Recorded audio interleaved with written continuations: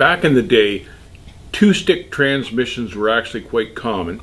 Spicer was the big manufacturer of these setups, and basically what it was, you could have a 5 and a 3 or a 4 and a 4, 5 and a 4, or even at the end there you could have a 6 and a 4. But basically what this was, a main transmission mounted right to the bell housing of the engine, and then an auxiliary transmission mounted directly behind.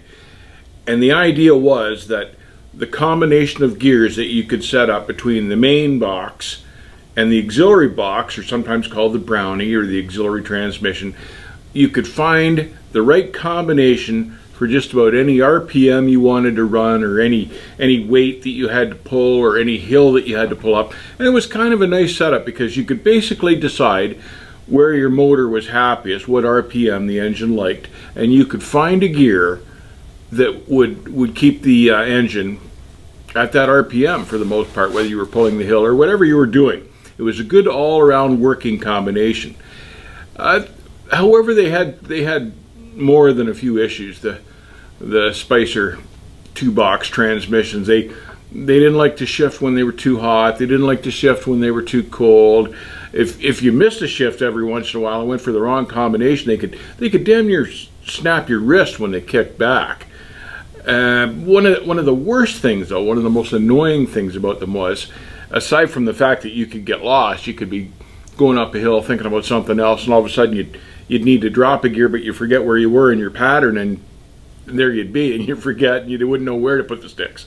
But one of the worst things was that every once in a while you were shifting gears, because the one transmission was mounted right behind the other, the second transmission, the linkage had to kind of reach around the first transmission, so the two sticks came up side by side, but the linkages underneath were so close that every once in a while you were shifting the two sticks, the linkages would catch and lock.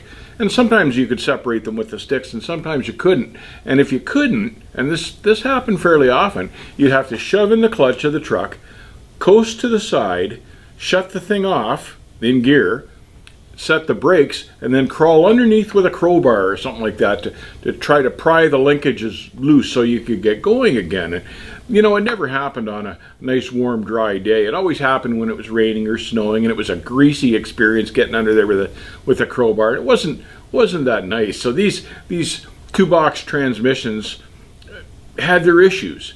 Now, in the late 60s, early 70s, sometime around there, the competition, primarily Eaton, started working on a transmission that was housed all in one. It was like an air shift rather than a manual stick shift transmission for the back box. So it was an air shift, and they came out with this transmission. It was a 13-speed initially, and it was great. It had its issues too, but they kept perfecting them and kept perfecting them and kept working on it, making it better and better. And later on, they came out with the 18-speed, which was even nicer because it had more gears, more combinations. But again, then the 18-speed could do what the 6 and the 4 was meant to do. You could pick a gear and an RPM and just work the truck to its best proficiency because you're at the RPMs you needed. And back then, we weren't looking for cool. We were looking for bulletproof. We were looking for something that wouldn't put us on the side of the road or leave us stranded. We just wanted something that we couldn't break, even in the worst conditions. And they came out with these 13s and the Super 13s and the 18s, and they were the way to go.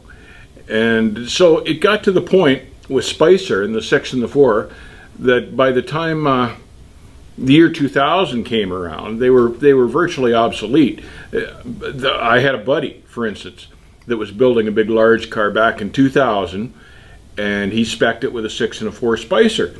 And Peterbilt came back to him and said, you know, we can put in the 6 and the 4, but Pete won't warranty it.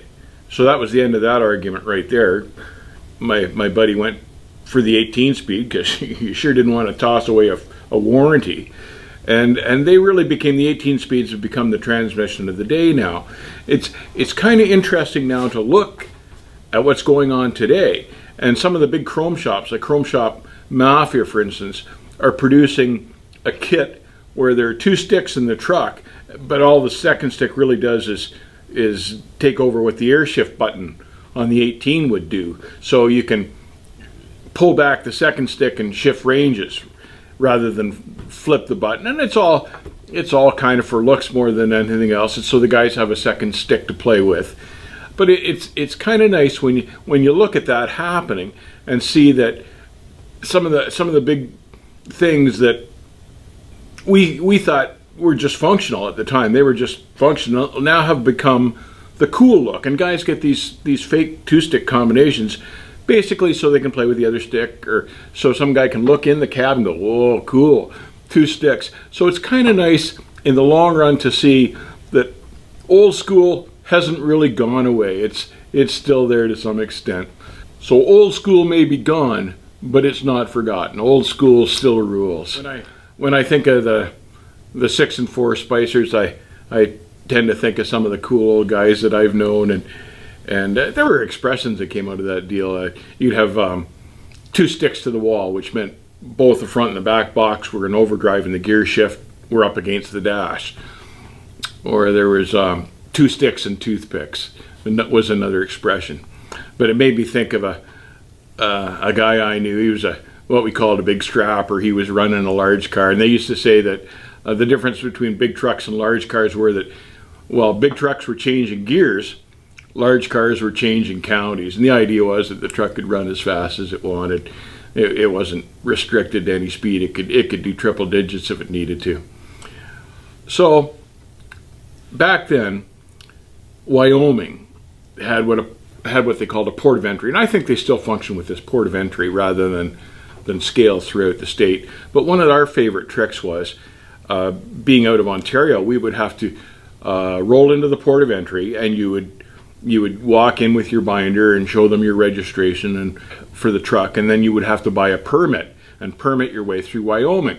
And I think the permit was like $48. It was just like a little sticker you put on your windshield back then with a cowboy, the Wyoming State logo, and you put that in your windshield and you'd be good to go. But every once in a while you'd get a guy like my buddy Len, who was too cheap to pay the $48 for the permit. So what he used to do was he would roll into the port of entry and just sit in the truck for 15 minutes or 20 minutes. Rather than come in and show his paperwork and leave, he would just sit in the truck for a period of time. And the guys inside never checked to see who was coming in and coming out. They would just, look at your paperwork, sell you the permit, and off you go.